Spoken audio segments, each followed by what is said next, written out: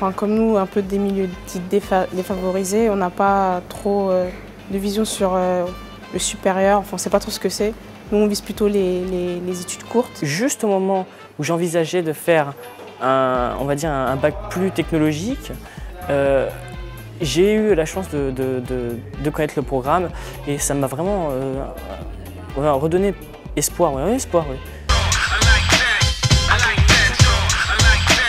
Le programme Une grande école, pourquoi pas moi et ses dérivés viennent du constat qu'au sein de l'école, d'une part, nous avons des étudiants qui sont tous les mêmes, des fils de profs, des fils de cadres, qui sont issus de quartiers que l'on peut considérer comme favorisés, et d'un deuxième constat qui est que dans ces quartiers qu'on peut considérer comme plus défavorisés, on a 4 problèmes. Un premier problème qui est celui de l'information. Les jeunes, les familles, les parents ne savent pas que les grandes écoles existent. Il y a un problème de légitimité. Quand ils savent, ils se disent, et on leur dit, ce n'est pas pour nous. Un problème de confiance, comme tous les jeunes. Est-ce que je vais y arriver? Est-ce que je vais pouvoir? Et puis, un dernier problème qui est le problème de l'argent.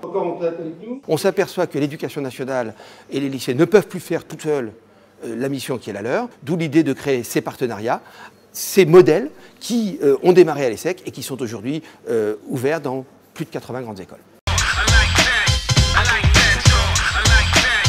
Le programme en 2003 a commencé avec des lycéens, de la seconde à la terminale, et aujourd'hui accompagne également des collégiens en 4e, 3e, qui sont dans des lycées partenaires et des collèges du Val d'Oise, de milieux modestes, donc en particulier dont les parents n'ont pas fait d'études, pour les pousser à aller au plus loin de leur potentiel, en leur donnant les outils, les clés pour envisager des études supérieures ambitieuses et les réussir. Le but, c'est de leur donner à la fois travailler sur les méthodes de travail, sur la culture générale, développer leur curiosité, leur esprit critique, leur donner envie d'aller s'intéresser au monde qui les entoure, les aider bien sûr dans l'orientation, dans tout ce qui est découverte des filières, des métiers, du monde de l'entreprise, et puis aussi tout un aspect confiance en soi, travail sur l'estime de soi, apprendre à être à l'aise à l'oral, face à un public, voilà, prendre confiance en soi et en l'avenir. On fait tout d'abord de l'actualité, beaucoup, on fait des quiz d'actualité, des petits ateliers, débats sur l'actualité. On fait de la culture générale, donc ça peut aller de l'histoire à la géographie, en passant par l'art, un peu de tout. On fait aussi beaucoup d'orientation scolaire, on les aide à dessiner un projet professionnel clair. Ensuite, il y a bien sûr des choses en dehors des tutorats, notamment les sorties culturelles.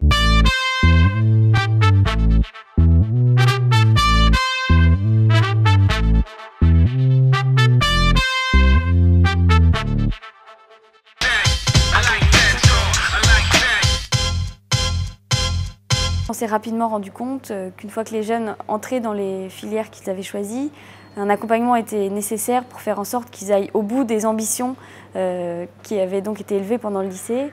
Les 225 anciens sont donc accompagnés encore aujourd'hui de Bac+1 à Bac+6 pour les plus anciens.